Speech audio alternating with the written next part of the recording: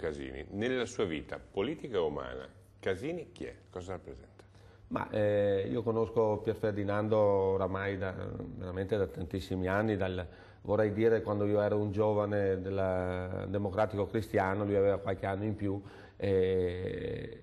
l'ho conosciuto lì allora da questo aspetto. Io ho conosciuto però, vorrei dire, Pier Ferdinando Casini nella veste, ho questo ricordo forte, nella veste, chiamiamola così, politica ma umana, nel momento in cui nel 2008, quindi non lontano, non lontanissimo, che un giorno che è venuto a Mestre, era quel giorno in cui dicevamo che noi non entravamo e ci sciogliavamo nel PDL, ma facevamo la nostra corsa per i nostri valori, i nostri principi. È sceso dall'aereo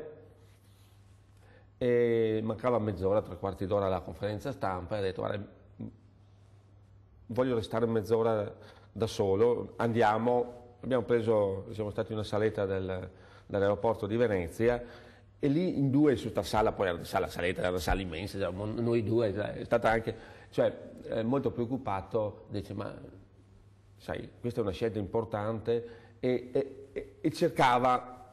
come si suol dire, una considerazione, un sostegno pensiero morale. sì, ma sì, certo, sì, proprio un sostegno proprio nella realtà, perché dice: noi abbiamo fatto una politica eccetera, io sono convinto che questa sia la scelta giusta, però chiaramente in quel momento la polarizzazione, c'era Veltroni e Berlusconi alla campagna elettorale chiaramente delle politiche, significava per noi chiaramente una scommessa importante che dopo è andata bene, siamo presenti in Parlamento eccetera, e quella mattina siamo stati mezz'ora a ragionare sulle cose, ma non un ragionamento politico, ma proprio, cioè, politico sì, ma umano, e credo che